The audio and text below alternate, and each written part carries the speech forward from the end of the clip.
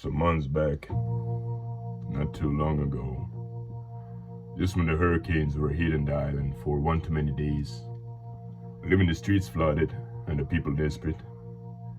I guess you could say that I was on the edge of my wastefulness, passively and forcefully trying to drop off my demons from my back, being all alone against the wall.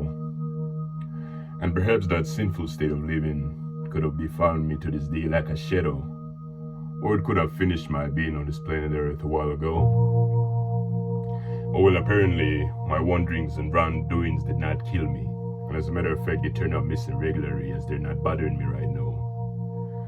And all because in that one special summer day that ended my sufferation once and for all, and saved me from my infected state of mind.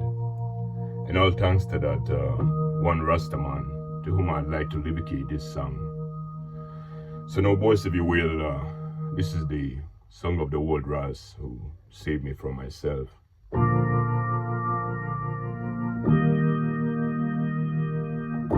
During the summer on the island, where the boiling sun just had no breaks, and the shanty towns were melting, guarding the family crowds for what it takes, making people's work for dust and plates, grounding just to make amends. And yet them people's smiles it wasn't dropped. They would wear it with a style. But I guess I'd lost my love for fashion because I ain't been wearing mine. And like some people's hopes were lost in floods, mine went missing, drowned in wine. Only the bottle was deceiving me when telling, "Jacob, you'll be fine." And so on one much of a morning, when my head was filled with pain, from the habit I'd on earning, and no more I could refrain, I found my dusty shirt and teared old dirty jeans, and I left for a stroll. The streets remained wet through every junction that I crossed, heading towards the unknown with no fear of getting lost. And so then I got me to the gully, surrounded by the hills with no souls around like I thought at first. And I walked through the hill, up and down that steep path, half as steep as my tangled brain and muddy as my breath, until my eyes bumped into something I didn't expect to see. There was a settlement, tiny self-made houses looking more like tents, and the smoke there was reaching for the sky. And so, I left my doubts as I stepped in, prepared for the fight I knew I wouldn't win. But all I saw there was smiling faces of the ladies that were barely dressed, and their kids running around loudly playing on the yard. Then one old man hailed me sitting at the stove, and that's from his cooking that the smoke was heading way up above. And well, he greeted me and offered me a seat. He said, "Boy, me can't see pain in your eyes, and till my ears gone bad, me can hear the echoes of your cries. My ear know you bawl like a picnic in this ratted liberty. My brethren, you not go on like that, you're going to end up dead in negativity." And then also he said, "No, what Miss Flavor, make I show you some." And while stirring his idle stew, he spilled his revelation on me, as he began to chant. In the hopelessness of make-believes, we turn in stock to take our griefs away from the bleeding mind where they do not belong. And we burn ourselves with same old pain, distancing us from any gain through many fights and quarrels with a nettle on the tongue. And most of us is born to wander, being lost in the reflections of the devil's mirror staring at the bottom of the soul. Lord, we're gonna keep on wandering till we finally find the courage, break the glass of devil's fortunes, leaving no despair at all. On the crossroad of his speech, the relief turned to find me, like a balm for the soul in the ditch away behind me. And as we were talking and walking with that Rastaman, I just lost the count of time. We were laughing, sharing his chalice and sipping that hard idle stew, having uplifting conversations that made my devil shiver.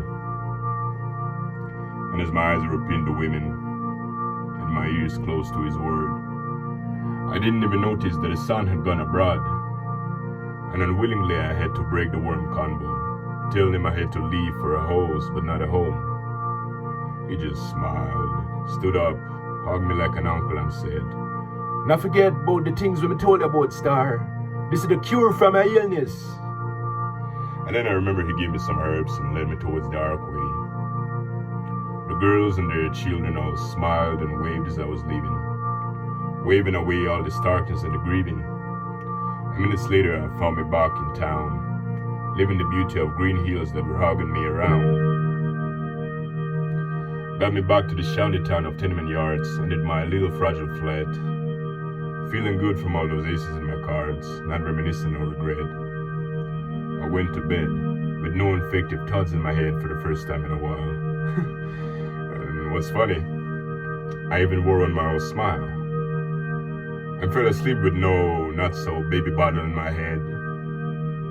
And I felt odd as my bloodstream had no alcohol to win. Through my body to my wailing mind, I didn't need no whiskey bend. I left it on my way behind. In the morning, as I wakened with the sun, free from headaches, I just felt I had to run to the man who saved my soul from flames and broke the chains of the bottle.